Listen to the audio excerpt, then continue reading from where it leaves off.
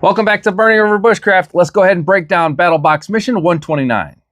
I was at the Georgia Bushcraft Fall Gathering when I got my notification that my Battlebox has arrived, so I've been looking forward to this for a few days now. This is my first day off, and after a windy morning in the tree stand, it's still pretty darn windy out, so we're going to be opening this thing up inside.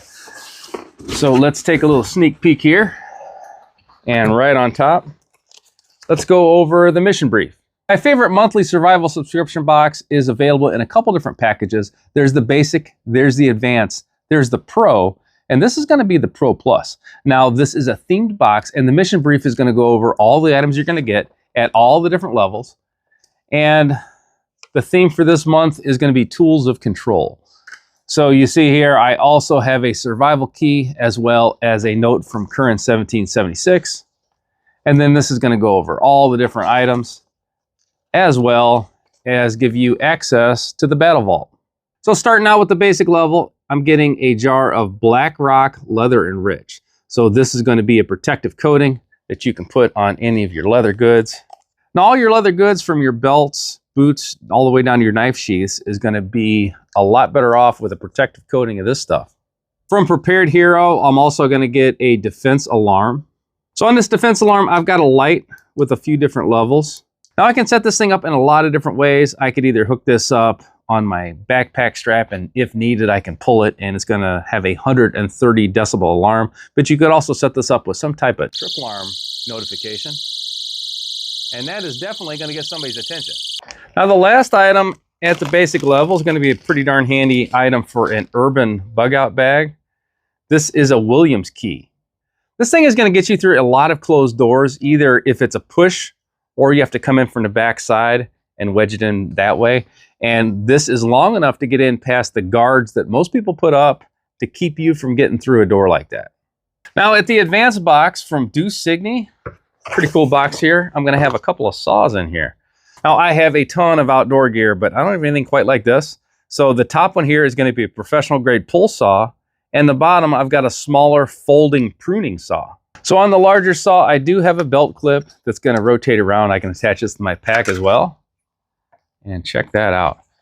I love the grip on here. That's a better angle than a lot of the straight normal grips that you typically see. And here's the smaller pruning saw. This locks closed and it locks all the way open.